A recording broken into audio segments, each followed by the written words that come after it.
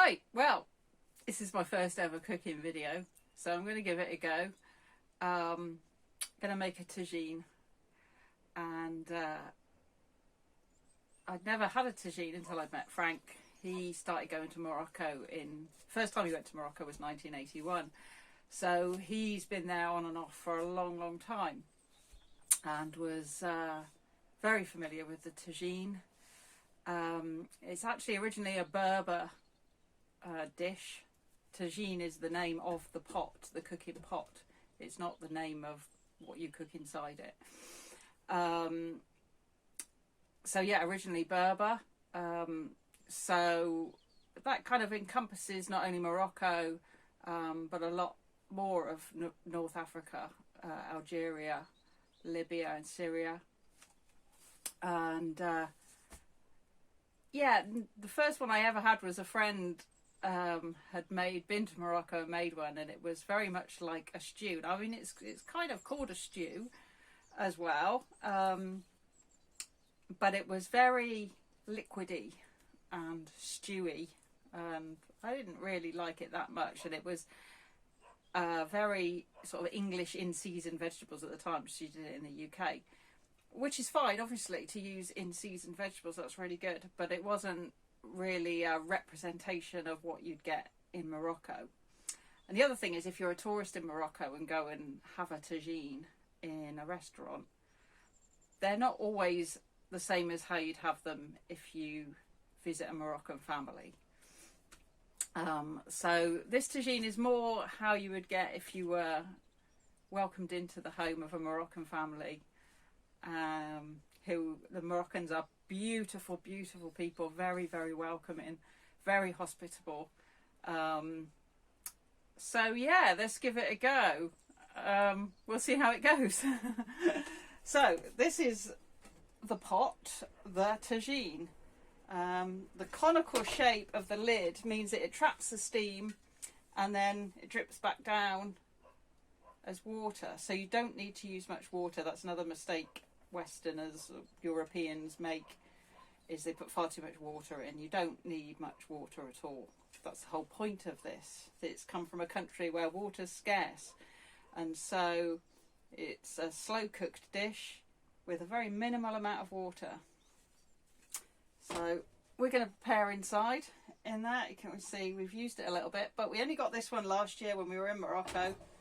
It's kind of semi-glazed. It's a lovely sort of semi-glazed tagine. A lot of the really glazed one with a lot of painting on are kind of sold more to tourists for decoration. Just your very basic earthenware pot, glazed or not glazed, is what a normal family would use in Morocco. This was the equivalent of about €5, less than €5, about £4. So yeah, what a bargain. So yeah, let's get on. So first thing is olive oil. Lots of olive oil goes into this. So we line the base with olive oil first of all. The first thing we're putting in is onions. So I'm now gonna chop and peel a load of onions. So I won't talk in this bit because it'll be speeded up, I'm sure, because it'll be incredibly boring if you watch it in real time.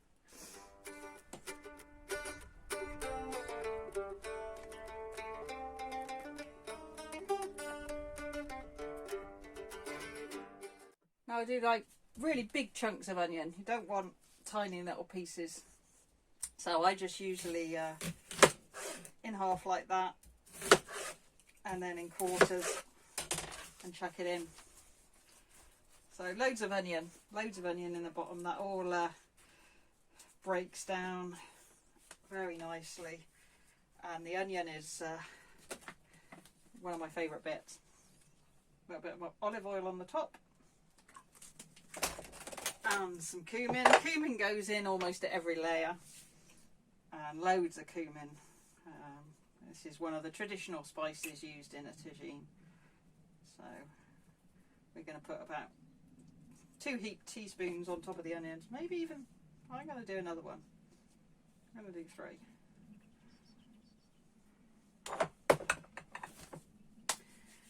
Okay, so now we're going to put some potatoes in. We're not going to peel potatoes or anything like that. Just going to cut them up into... I'll show you what size I do them. Now, if you want a fast meal, you can make a tagine in half to 3/4 of an hour. You want fairly smallish potato pieces if you want to do it in that time. Traditionally, it's a slow cooked dish. So we're going to put all these potatoes around the edge of the tagine. It really is a work of art, the tagine, I think. You build it up and build it up, and it's quite amazing. So next, let's get rid of what we've used. Goodness me, get a bit of space. Right, next, garlic. We use a whole bulb of garlic, and no peeling involved, it's great. Just need to break all the cloves into individual cloves, but we don't need to peel them. Once it's cooked, it's really a matter of taste whether you actually eat the skin. Frank always eats the skin. I don't. I find it a bit too chewy. But yeah, I'll stop talking now while I just break up this bulb of garlic.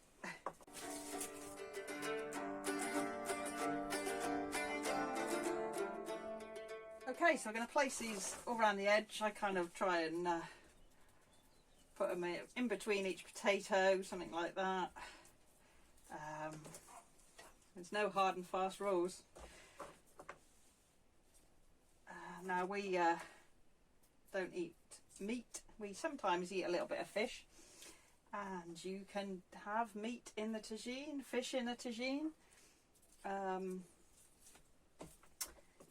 Traditionally, it would have been mostly veg with a little tiny bit of meat for flavouring, which is, you know, quite common in a lot of the world, particularly where there's not masses amount of animals raised for food. And the same on a Friday, the Moroccans traditionally eat 7 vegetable couscous, and that will often have just a tiny little bit of meat in it, and it's more for the flavour of than for everyone to get a piece of meat. Anyway, this is going to be 100% vegan. So the garlic's in. Now, carrots.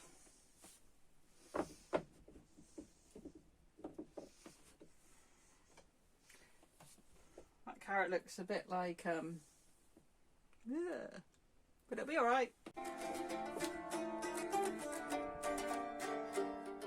Now, before I put the carrots in, I need something to lean them against, because we need to start going in a kind of conical shape. So what we'll do is put another teaspoon of cumin just over the potatoes. A bit of turmeric. Now, this is the nice bit. Well, I think so. One of my favourite parts, the fruit and the nuts. So we've got some prunes.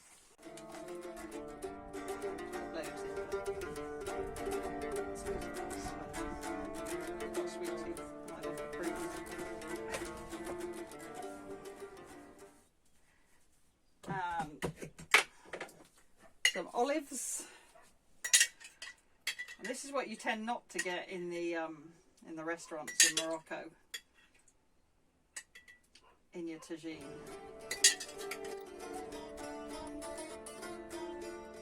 And almonds. Yeah, in the middle there, prunes, olives and almonds. Like I said, that's what you tend not to get in a restaurant so much.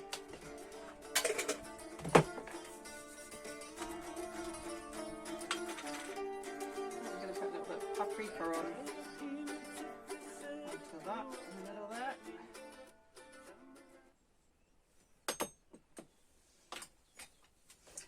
Now, carrots,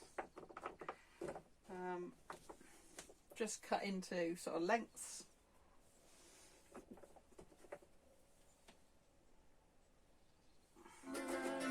Lay them around. I think I can do with a few more than that, so I'll just cut off a few more.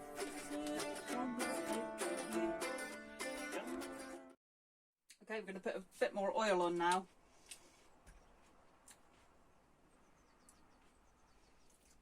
Just over the carrots there.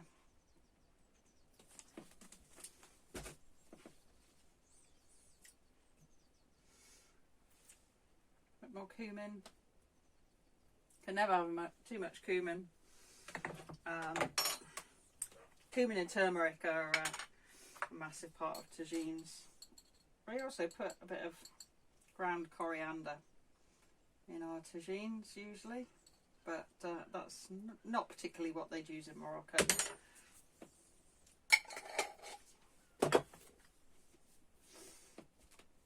Okay, now we're going to use a green pepper. You can pretty much use any vegetables. This is our usual one. We've also sometimes have broccoli in it, aubergine, mushroom, all sorts. You can really do all sorts. The things that take the longest to cook you put on the bottom, moving up to the things that don't take as long. But it's really up to you on what you find nice.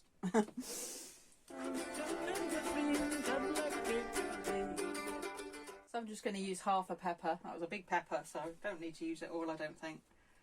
I'm going to place it all on. Of course, what you can do is make, see how much room you've got. That's pretty full, so we're not going to use the other half of the pepper. We're just going to put on last little bit of oil over that. A little bit more paprika, about a teaspoonful. I mean, again, spices are to taste for your own personal taste, so just do what you like. A little bit more turmeric.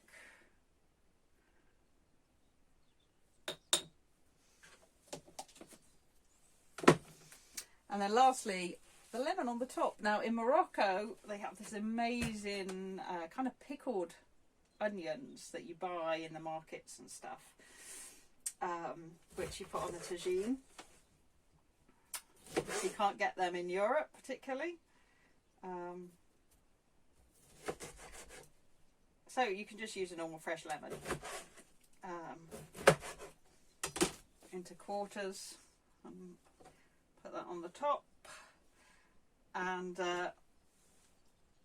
before I met Frank, I'd never eaten lemon skin, but believe me, when that's been in the cooking in the tagine for an hour, you could eat the whole lot, which must be amazing, like vitamin C content in the skin there. So now a bit of water. Now even that's probably too much, like half a glass, so just have a little bit. I got quite thirsty talking to you there. Yeah, about that. Really, not much at all.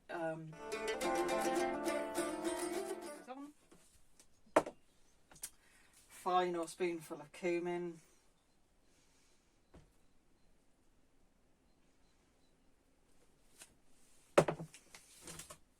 And that's good to go. So in Morocco, traditionally, like when Frank was first there in the 80s and he was staying with Moroccans in a village, their village bakery would be the place where there was always a fire going. And in the mornings, people would make up the tagine, take it down to the bakery, and it would sit on the fire all day while they were at work. And then they'd come and collect it and eat it for their dinner.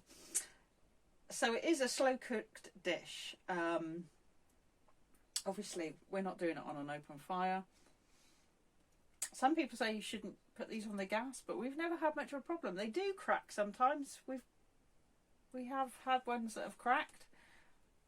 If you're in Morocco and you're able to bring some back, like if you're in a van or something like we were, then you just buy a few because they're so cheap. We bought 3 that were slightly smaller than that, and they cost like €3 each. And then we bought another one that was a bit bigger than this, but it wasn't glazed, and that was also €5. Now that has already cracked, which we think was probably our own fault because it had been a really, really cold night and it had been under our bed in the coldest part of the van. And we just took it out and put it on and started cooking without it letting it get to room temperature. So we think it might have been our fault. But we've never really had a problem with them on the gas at all. Traditionally, they're put on coals, though. So on the gas, you can do it, you can really kind of blast it, and maybe 45 minutes. We tend not to blast it too much. Put it on the highest heat until it's sort of, you can hear it sort of bubbling and sizzling a bit, and then turn it down really low and just let it cook for like an hour, hour and a half. So yeah, that's it.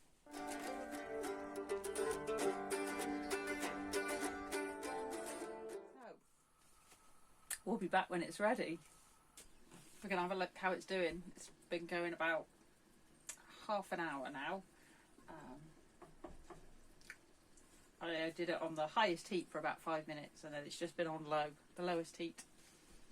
So, it won't be ready, but let's have a look. Yeah, bubbling away there. Looking good. Looking good. Okay, so it's been on for an hour now, so it should be ready, I would say. Looking good. And yeah, all done. Beautiful. Can't wait to eat it. Tajine on the plates. Moroccan plates.